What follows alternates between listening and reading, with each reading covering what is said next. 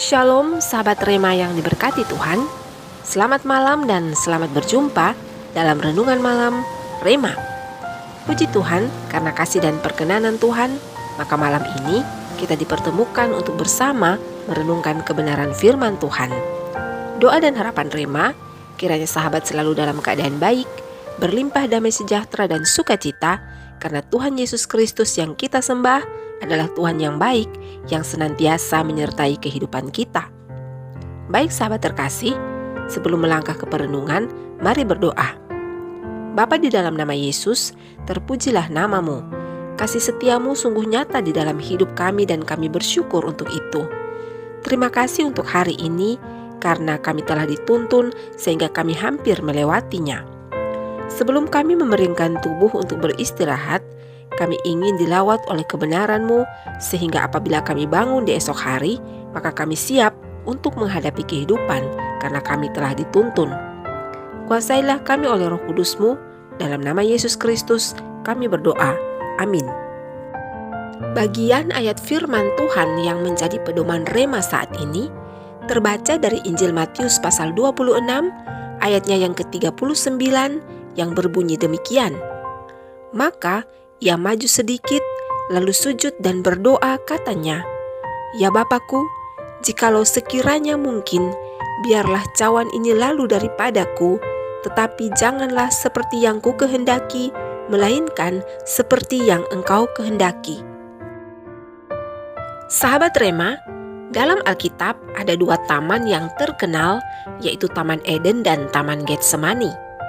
Kedua taman ini memiliki persamaan dan perbedaan, yaitu Allah menempatkan Adam di Taman Eden agar bersekutu dengan Dia dan menikmati semua ciptaan Allah. Sedangkan di Taman Getsemani, Allah menempatkan putra tunggalnya, Yesus Kristus, juga untuk bersekutu dan menggenapi kehendak Allah. Taman Eden adalah tempat kejatuhan manusia dalam dosa, karena lebih mendengarkan suara iblis daripada kehendak Allah. Sedangkan di Taman Getsemani, anak manusia tunduk dan taat sepenuhnya kepada kehendak Allah. Kejatuhan di Taman Eden menimbulkan kesengsaraan hidup akibat dosa. Namun, ketaatan di Getsemani membawa keselamatan bagi manusia. Taman Getsemani selain tempat Yesus berdoa sebelum menuju salib, juga adalah satu-satunya tempat di mana Yesus merasa takut dan gentar, sebagaimana yang tercatat dalam Injil Markus pasal 14 ayat 33. Alkitab tidak mencatat bahwa Yesus takut saat menghadapi badai. Juga, Yesus tidak pernah takut saat menghadapi orang-orang Farisi dan ahli-ahli Taurat. Namun, saat di Taman Getsemani, Yesus yang adalah 100% Allah dan 100% manusia merasa takut dan gentar dari sisi kemanusiaannya.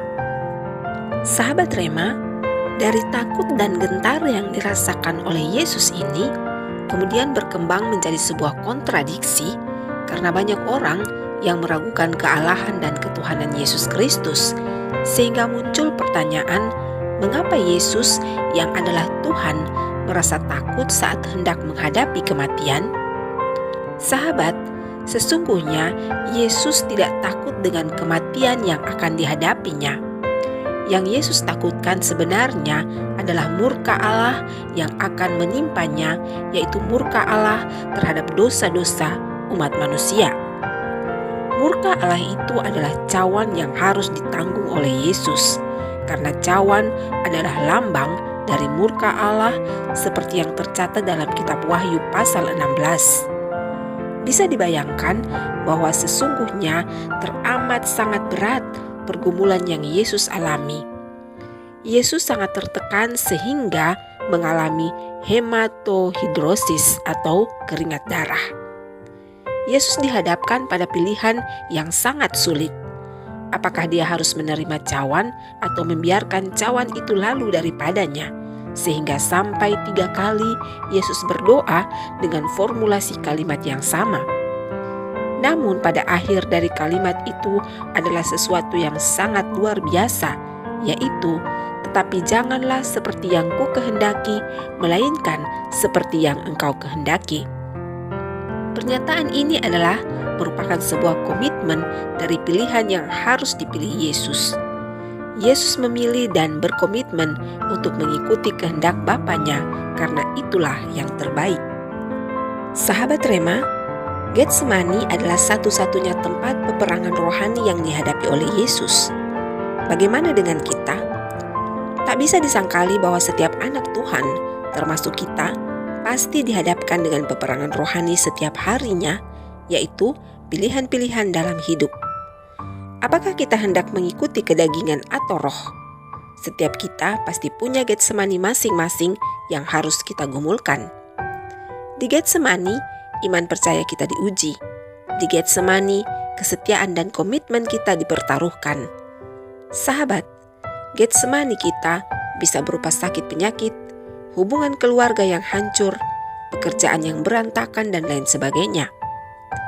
Allah mengizinkan setiap kita dengan Getsemani kita masing-masing agar kita bisa memilih dan berkomitmen.